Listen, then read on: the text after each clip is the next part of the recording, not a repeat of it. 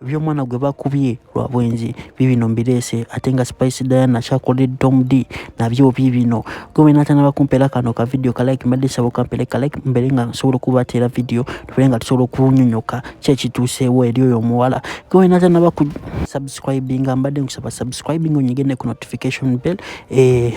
kale katugendeyo mawole gaffe haja tukadwagamba janga kulombe edwe namba esembyawo 67 eri awo wansi kale olunaku olwaleero TikTok amanyikiddwa nga Tom D avuddeyo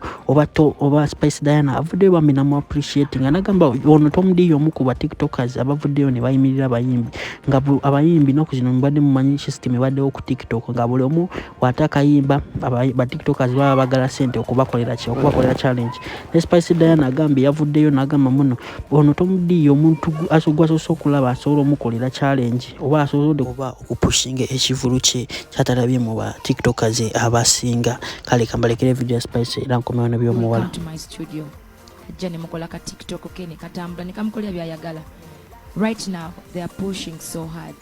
They are pushing my concert. Bakola videos cutting, for example Tom D. I met him nga nyinyonyola nze gundi nze simanyi TikTok obulungi. But right now he has pushed himself. Yakakola video ngezi alanga concert. Simuwanga ko yadde kikumi. So kumwagala tegali malala. Ngenda kola video ibyo nga tubitadde mabbali ibyo muwala gwe mugendula mukatambya nga bamukuba oluye wabula video emu kisobodde baterako nga bamwambudde nga bamukuba nga aliwerere kuwe najetaga ojja ku inboxing ku namba yange eriawo esembyayo 51 mu video zange zimu ojja kubogisanga yo osolo ku inboxing nembera nga njikuterako kunga tesobola bitekako lwa mateeka ga TikTok abamenye amateeka ga YouTube omwana bambi basazeewo ne bamukuba mikwano gye ndowooza ka video mugenda mugirabaawo naye just ebadde part 1 ya video gye batadde wabona bamukubi ne bamukuba ne bamuyira amazzi ne bamwambula ne kyamazi ne kizuka nti nono mwana bambi mwana moto tanaweza na myaka 17 okutuuka okumukuba okutuuka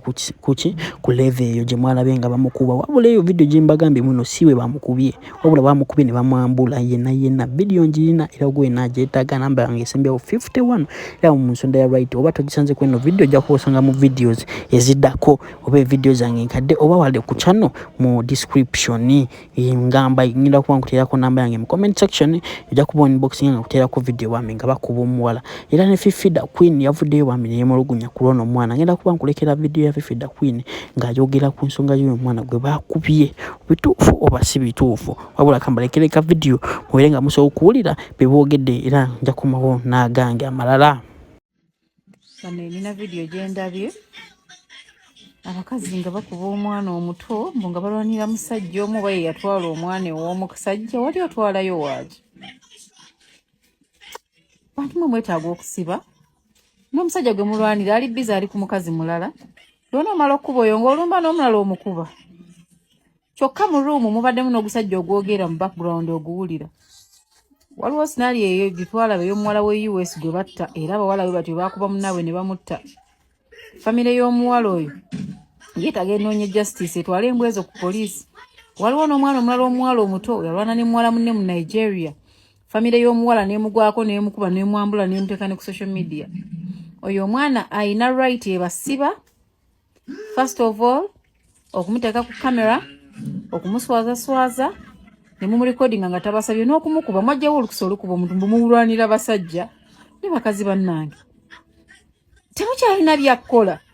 omusajja oba akolesewo munagenda ku muntu omulala genda ofune omusajja omulala genda ofune omulala ava ku mwana w'abandi kati omukuba bwakukalira kaawo you people you joke a lot naye mbabuulire mulekera olwanira abasajja wakiri mulwanire emmere mu nnyimbe bakuba ekikonde ekikujjamu ebisongoga